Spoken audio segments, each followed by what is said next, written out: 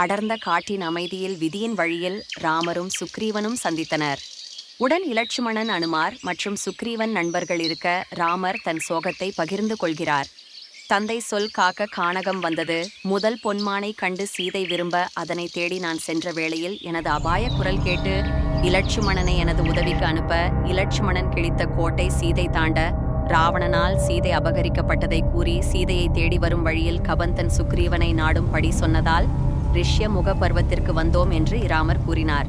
இதை கேட்ட சுக்ரீவன், ரீஷ்ய பர்வத்தில் அடிவாரத்தில் நான் இருக்கையில் வானூர்தியில் ஒரு பெண் ராமா ராமா என அலறியவாறே தன் அடையாளங்களை பூமிக்கே சாட்சியாய் வீசினாள்.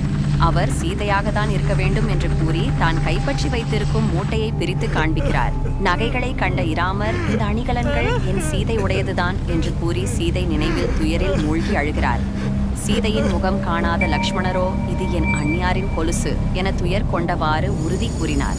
சுக்ரீவன், துயரப்படாதீர் ராமா, உங்கள் தேடலுக்கு உறுதுணையாக இருப்போம் என்கிறார். இப்போது சுக்ரீவன் தனது நிலையை கூறினார்.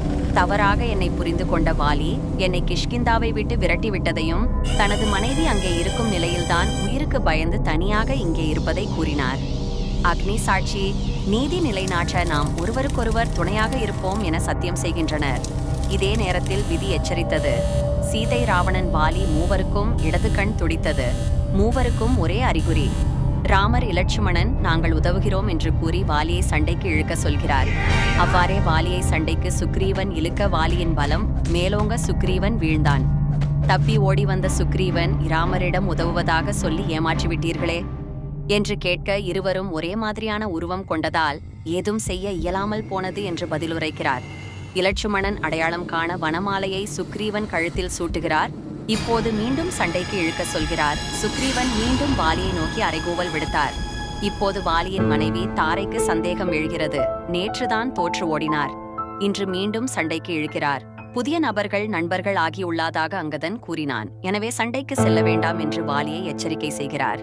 ஆனாலும் வாலி இராமர் அநீதி செய்ய மாட்டார் என்று கூறி சண்டைக்கு செல்கிறார். வாலி சுக்ரீவன் இடையே கடுமையான சண்டை.